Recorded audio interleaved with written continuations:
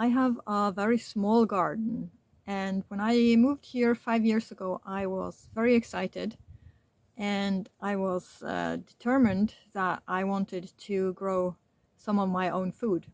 And I also want to grow that food without using pesticides or herbicides or anything like that. And that's because I want to eat food that is healthy and doesn't have any poisonous chemicals on them. And I quickly came across permaculture. Permaculture is a sort of a complete system uh, where you replicate nature. So if you do a search, you find a lot of information on that. But the permaculture principles and how food is grown in a permaculture system really resonated with me, and I decided that's how I want to grow my food. Then I watched a lot of videos, of course, on permaculture. And you see these complete permaculture systems. They are quite impressive. And one of the things that a lot of permaculture people say is that they don't use a lot of time gardening. The system is working on its own. You don't really have to put in a lot of work. Most of the work is harvesting and processing the food. But that is when you have a complete system that is already working. And I don't have that. And trying to build this system is quite time consuming, and the process is also quite frustrating. And I'm still, after 5 years, I'm still in the phase of trying to set up this system. When I started, I started with the kitchen garden. And through the layout of my site here, my kitchen garden, which should be zone 1, is not really in zone 1. It's more like in zone 2. So I have to walk a little bit to get to my kitchen garden, which isn't quite ideal, but my zone 1 is occupied by kids playing. My kitchen garden is then really in the worst place. It's on the east side, which in itself is okay. We do get a lot of sun. I get the whole morning sun. In the middle of the season, we have sun from 5 o'clock in the morning till around, I guess, 1, 2, before the sun moves behind the house, and then it takes like 4 or 5 hours until it comes out on the other side. We get evening sun on the east side still. So from the sun's point of view, it's not that bad, but it is also the spot in our garden where it was growing an enormous amount of weeds. And we have bishop's weed and comfrey. Actually, it was growing massive amounts of comfrey, which in itself is a good plant to have. I just don't want it in that spot.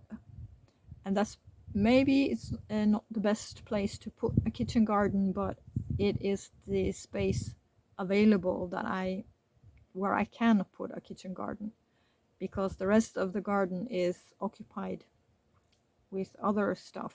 I have to do a lot of weeding to keep the kitchen garden free from weeds, and that takes up a huge amount of time, and it makes it difficult for the actual plants that I want to grow to get established, and it's not really ideal. So for the 4 previous years that we have been here now, I have been outpowered by the weeds each year.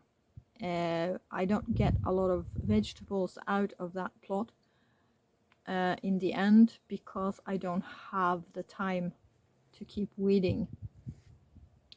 Then we also have a slug issue here.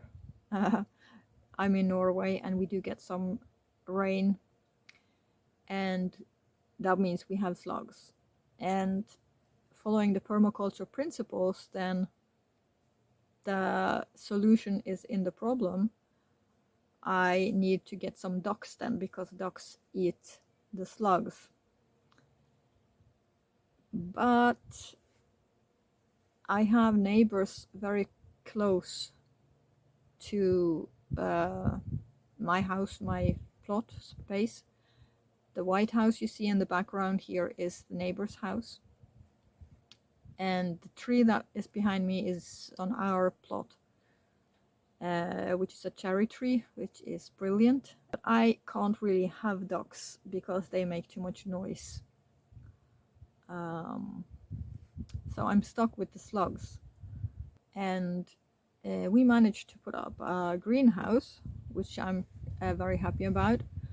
But I'm not where I need to be with the irrigation yet.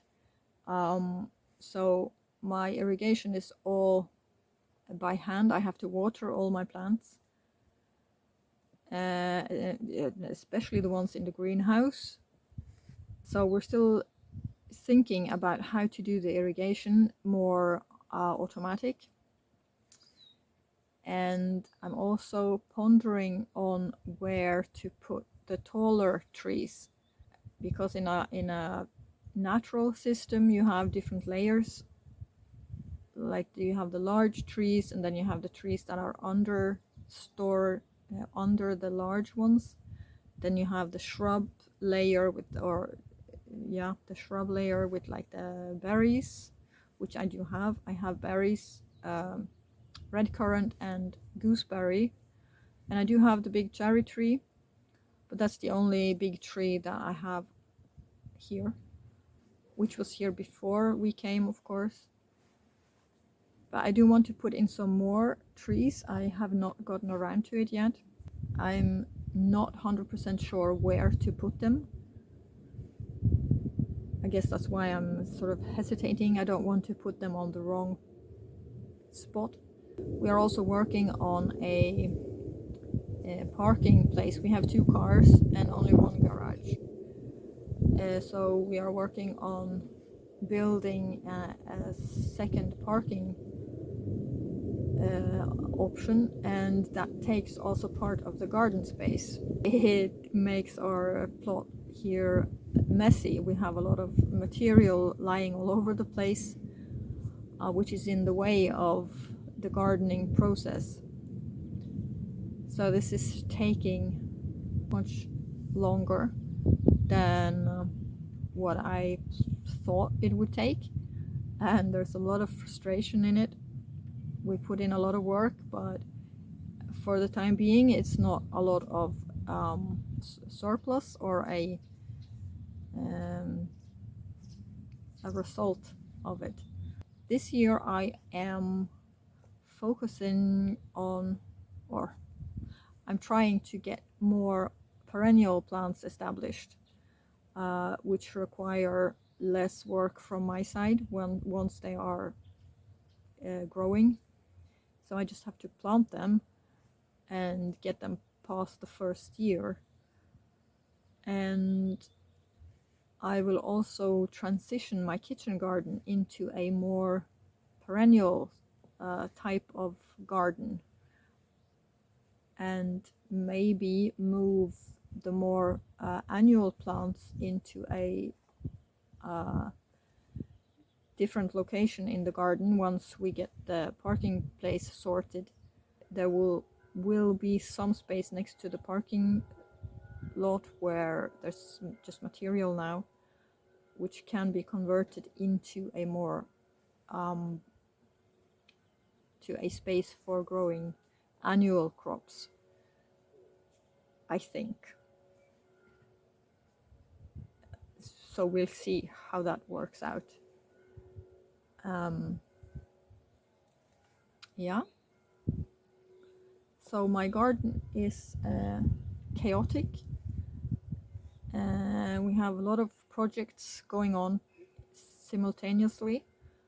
Stuff not working. A lot of work being put in, not much result from it. or we don't see it yet. If you want to see how this garden evolves, then stick around and watch out for more videos. Thank you for watching.